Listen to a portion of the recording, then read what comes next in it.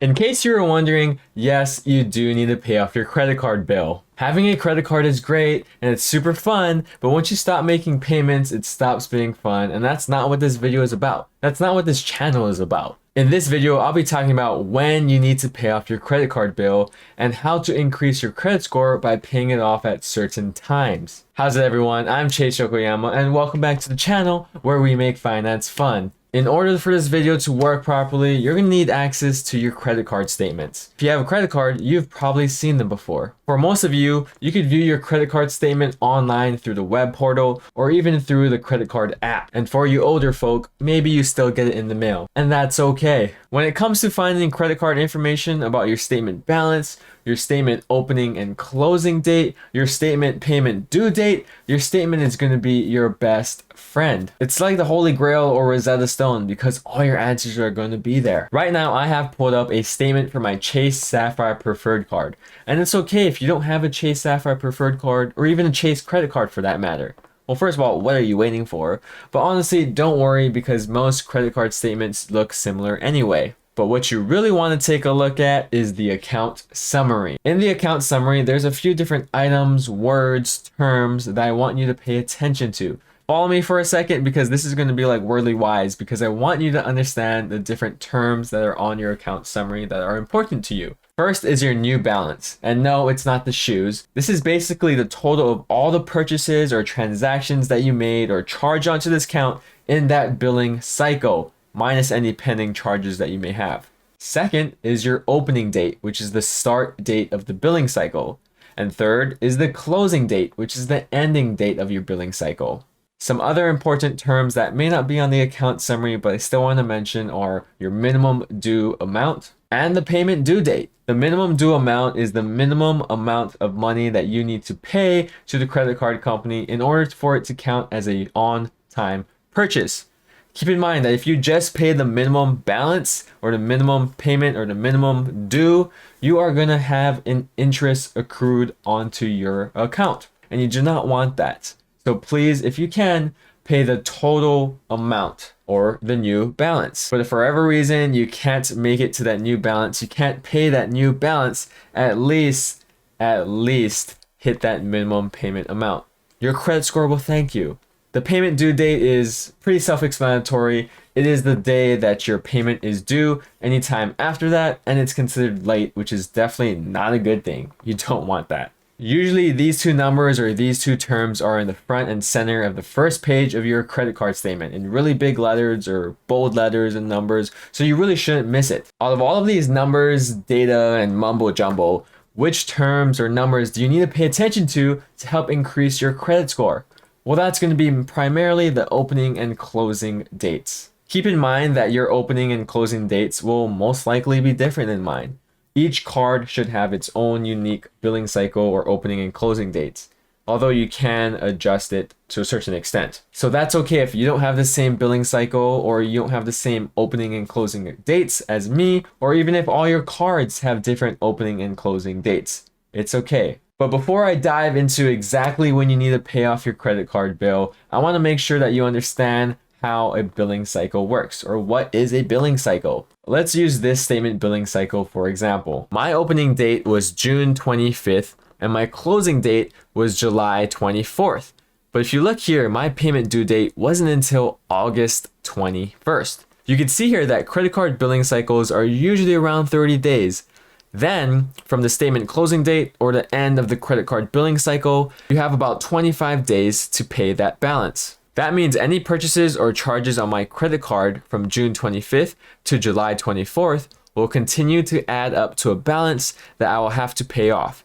Specifically, I would have to pay off that total balance by August 21st in full if I don't want to pay interest and if I want to make an on-time payment. Something to note is that on July 25th, my next credit card billing cycle has already started, and anything charged from July 25th onward will be totaled up onto another statement balance. Charges from June 25th to July 24th will be on statement A, and charges from July 25th to, let's say, August 24th will be on statement B.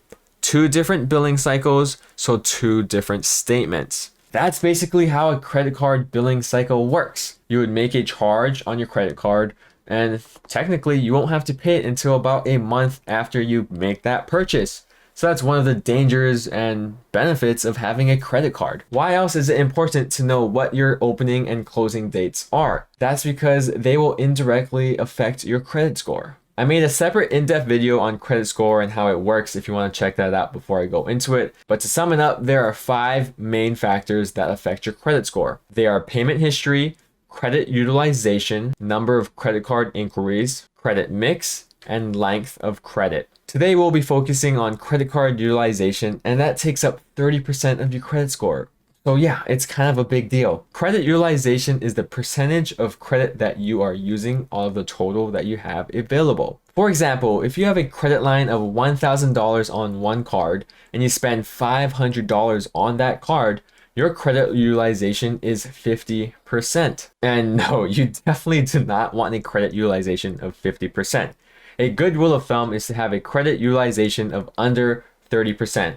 But honestly, it's much better to keep that number under 20%, and even better if you could keep that under 10%. So I would try and strive to keep your credit card utilization under 10%, but at the very, very least, try and keep it under 20 to 30%. Now you might be thinking, you only have one credit card, or maybe all of your credit cards have a total credit limit of $1,000. And you spend $400 a month on groceries. That means automatically you're gonna have a credit utilization of 40% each month. And if you keep doing that, your credit score is just gonna tank and tank and tank. Well, that's when knowing your statement opening and closing dates come in handy, and you could use it to eventually increase your credit score. Your credit card companies do not report to the credit bureaus daily or even weekly for that matter. They typically only report your credit card balance to the credit bureaus once a month. And that time would be the end of your billing cycle, aka your statement closing date. That means if you were to spend $1 million on your credit card, but pay that off before your statement closing date, your credit card company is going to report $0 to the credit bureaus, and they're going to see a 0% credit utilization, even though you charged $1 million worth of stuff on your credit card. That's because you paid off your credit card balance, or at least most of it, before your statement closing date. Let's go over a quick example to help you visualize exactly what I'm talking about. Let's bring up the same statement cycle from earlier of 6/25 to 7/24. Your statement opening date is June 25th, and your statement closing date is July 24th. Let's say your Netflix subscription is charged on July 1st. You bought groceries on July 10th, and you splurged and bought a computer on the 14th. Let's say that's about $3,000. It was a really nice laptop. If you keep that balance until July 24th, your statement closing date, that's the number that would be reported to the credit bureaus.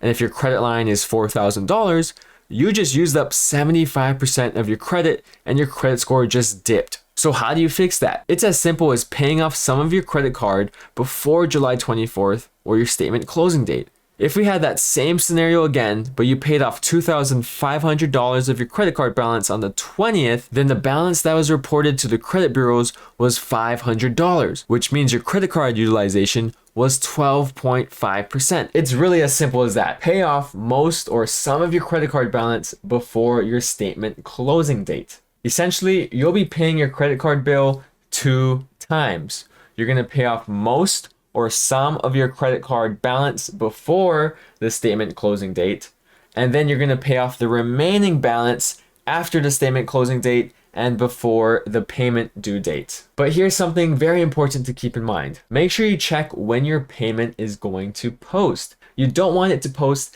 after your statement closing date, because then it'll defeat the whole purpose. For example, if you pay your card on a Friday, it most likely won't get posted until Monday or maybe even Tuesday or Wednesday of the next week. But if your statement closing date is that Saturday or Sunday, then you just missed that opportunity. I said this earlier, but I'll say it again. Your minimum payment due is not the same as your total balance or your new balance. You must pay off your total balance for any of this to work. If you just pay your minimum payment due, you're gonna have to pay interest on the remaining balance that's left over, which you don't want. And of course, since you're watching this channel, you don't do that. Technically, your minimum payment due amount shouldn't even matter because you're gonna be paying off the total new balance in full eventually anyway. Yes, it's okay to pay off your entire new balance, before the statement closing date. That means your balance reported to the credit bureaus is going to be $0 or represent a 0% credit utilization. I will say though that sometimes it is better to keep a small balance on it just to show that your credit card is active. I know my visuals and explanations probably wasn't the greatest, so if you still have any questions, please feel free to leave them down below and I'll be sure to respond to you. But first, just a quick recap. Number 1, pay off most or some of your credit card balance before the statement closing date or before the statement billing cycle ends. Number 2 is you want to pay off the remaining balance of your credit card before the actual payment due date. And after all of that, you should not be carrying a balance on your credit card from month to month because then you'll be paying interest. But more importantly, you don't want to miss a payment. So if you have to, just hit that minimum payment due and not the total new balance. You'll be sure to keep that on-time payment. Your credit score will thank you. If you want to watch more credit score related videos, please be sure to click up here or wait until the end screen. Other than that, thank you so much for watching and I'll see you later. Shoots!